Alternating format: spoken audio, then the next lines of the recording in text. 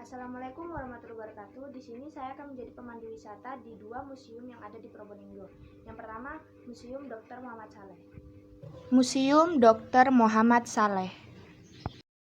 Museum Dr. Muhammad Saleh adalah dulunya rumah dari seorang dokter bernama Muhammad Saleh yang lahir di Boyolali dan dipindah tugaskan ke Probolinggo selama 14 tahun.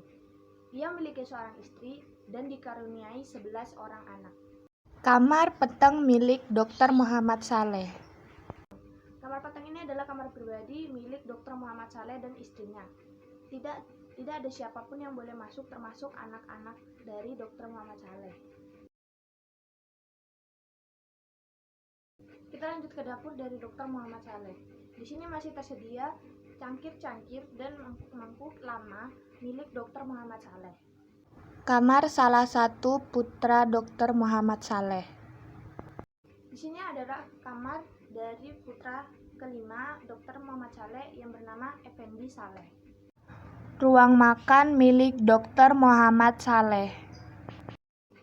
Dari dapur dan ruang makan ini kita bisa ketahui bahwa rumah ini memang sudah dibangun sejak lama. Cangkir-cangkir tua milik Dr. Muhammad Saleh. Ini adalah beberapa cangkir lama milik Dr. Muhammad Saleh yang dipajang di lemari cangkir. Ruang rawat pasien milik Dr. Muhammad Saleh. Nah, di sini adalah ruang rawat pasien. Terlihat jelas bahwa tempat tidur yang sudah berkarat ini membuktikan bahwa Dr. Muhammad Saleh telah lama menjadi seorang dokter. Ruang kerja Dr. Muhammad Saleh. Ruang kerja Dr. Muhammad Saleh ini terlihat jelas bahwa meja dan kursi-kursinya masih terlihat bagus. Selain itu, di ruang kerja Dr. Muhammad Saleh terdapat obat-obatan lama yang dipajang di lemari obat.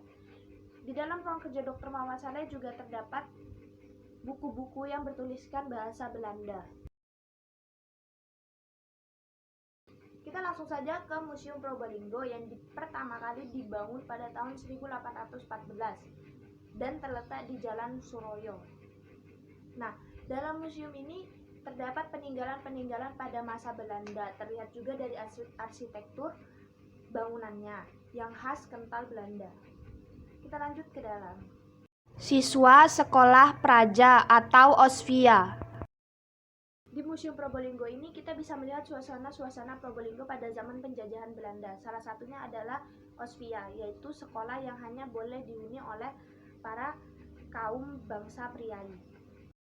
Gedung Societet Gebouw Harmoni Probolinggo. Di sini juga terdapat gedung yang bernama Societe Gebouw Harmoni yang sekarang menjadi Museum Probolinggo. Gedung ini dulunya dipakai sebagai tempat bersenang-senang untuk para priai Belanda. Uang-uang peninggalan pada masa penjajahan Belanda. Itu tadi adalah uang peninggalan pada masa penjajahan Belanda. Sebagian merupakan replika dan sebagian lagi merupakan sumbangan dari para kolektor.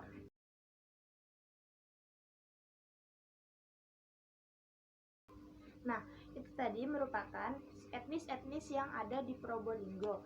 Yang pertama seperti etnis Cina, etnis dari Arab, dan sebagainya.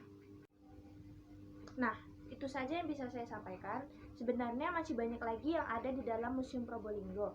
Karena di dalam Museum Probolinggo ini bukan hanya ada sejarah pada masa penjajahan Belanda, tetapi juga terdapat budaya-budaya pada masa penjajahan Belanda juga. Jadi, sekian yang bisa saya sampaikan. Kurang dan lebihnya saya mohon maaf. Wassalamualaikum warahmatullahi wabarakatuh.